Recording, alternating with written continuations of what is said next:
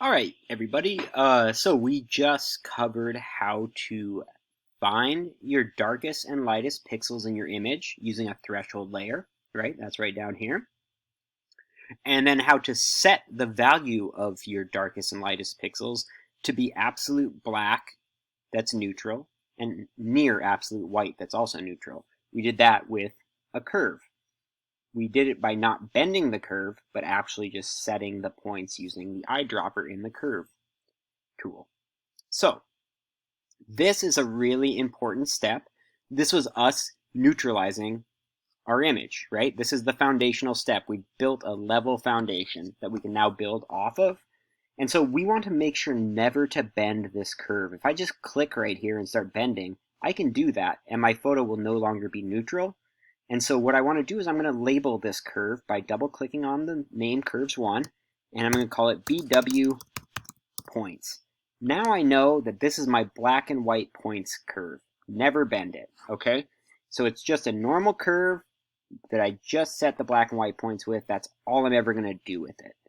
And I think a lot of students get confused at this step and then the step that we're moving into right now. So just let me clarify, be really clear.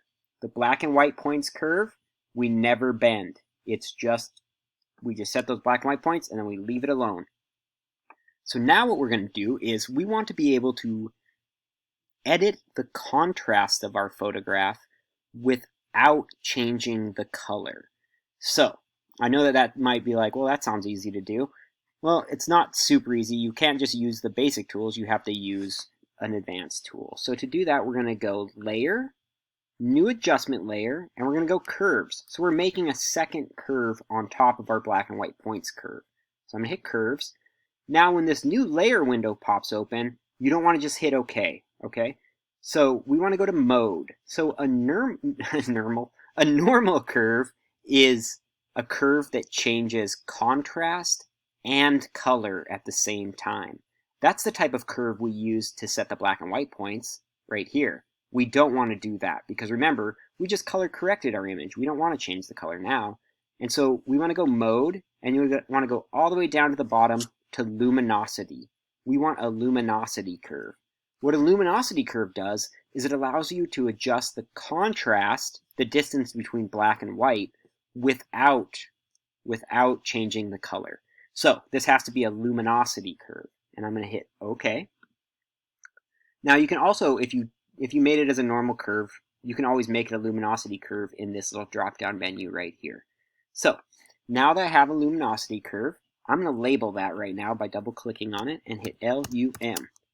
This is an edit that you have to do to every single one of your photographs. This whole sequence right here, the threshold layer, black and white points, luminosity curve, these are like the most important edits, right? These are the most important global edits that I'm going to show you guys.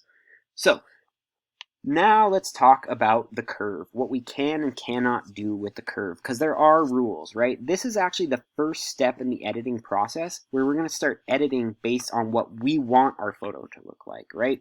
The black and white points, we're not using our preference. We're using Photoshop's understanding or ability to tell us the specific value of pixels, the color value of pixels. That's not that, that's pretty, that's not subjective. That's pretty objective. And now we're going into the subjective editing where we are changing it to make it look how we want it to look.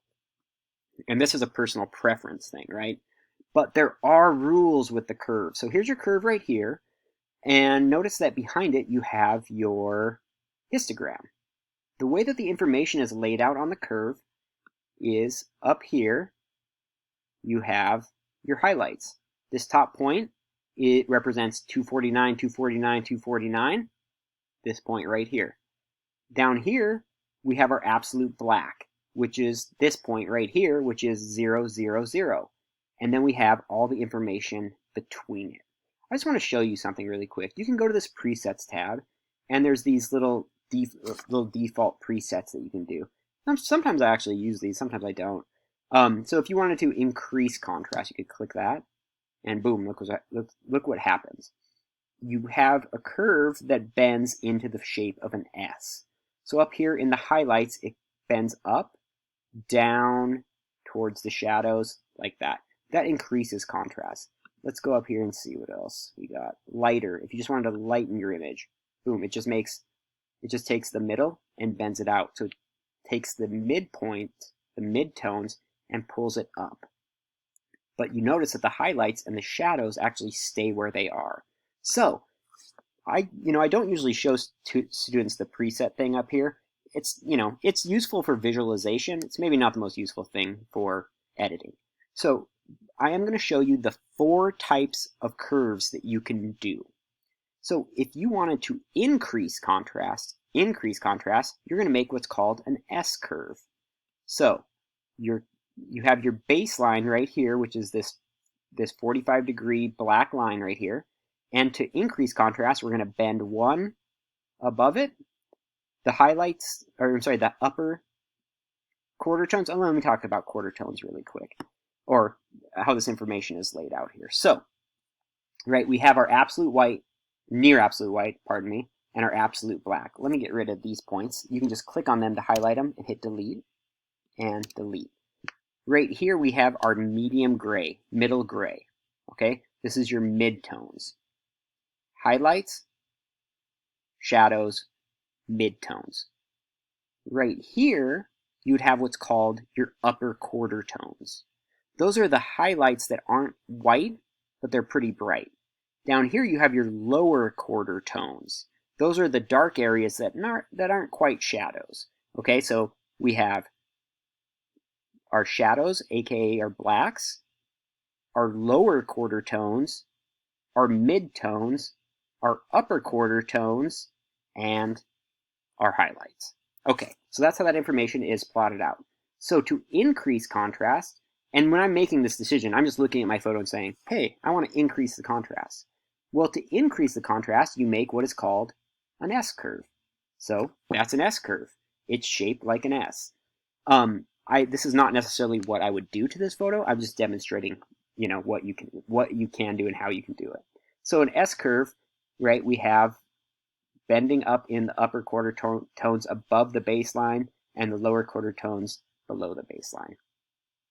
You can move these points by clicking on them and using the arrow keys on the keyboard to do like really fine-tuned adjustments, because very rarely are you going to have these big sweeping S curve like that. That's pretty rare that that's going to happen. It's usually, something like that, right? It's an S curve, but it's not this like drastic thing. And you can also move this up or down. I learned how to use curves by just watching my friend edit photos. This is before I kind of knew what I was doing in Photoshop. And I just was like, I'm just going to click around on this thing and get it to look how I would like it, right?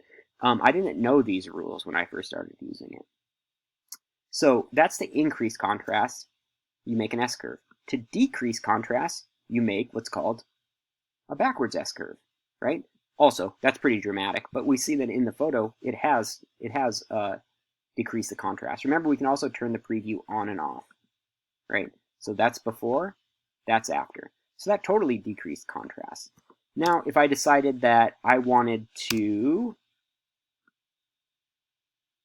sorry, let me get this straight here. If I wanted to decrease contrast in the midtones, but not really affect the shadows and the highlights, you're going to do what's called a C curve. So this is a C curve, right? That's a C curve. You can do that. This up here is still a C curve. This down here is still a C curve. They look different though. And you can do a backward C curve. So a backward C curve increases contrast in the midtones without changing the highlights and the shadows. There are limitations, right? You wouldn't want to pull things super far out. And the thing that I'm trying to get you guys not to do is stuff like this, right? You can't have a W curve. This would be like a W here.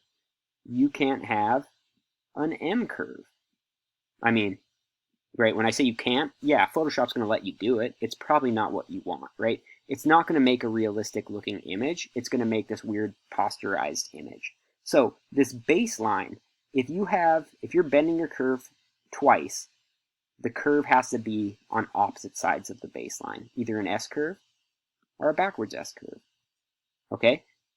So anytime you put two bends in a curve, they have to be on opposite sides of the baseline. But I just want you guys to have the freedom with this tool to just experiment with it. Because, if I gave you guys all this image and told you to make a luminosity curve and adjust the contrast how you want it, we're going to end up with everybody having a different looking image because it's a preference thing. So I do want you to just have the freedom to just kind of experiment with the curves, but I also want you to stick to those rules of backwards, or an S curve, a backwards S curve. So an S curve increases contrast. Backwards S curve decreases contrast. A C curve decreases contrast in the midtones without changing the highlights, or I'm sorry, the highlights and shadows. And a backward C curve increases contrast without affecting the shadows and highlights. Whew, that was a mouthful. So, real quick, I'm going to just shut up, and I'm going to edit this photo how I would do it with the curve. So I'm just going to go and delete these layers, and I'm just going to show you how I jump into them. I think it's useful if I was just starting out like you guys, I would maybe put 3 points like that. One in the midtones, one in the upper quarter tones, one in the lower quarter tones. Now I'm going to shut up and start editing.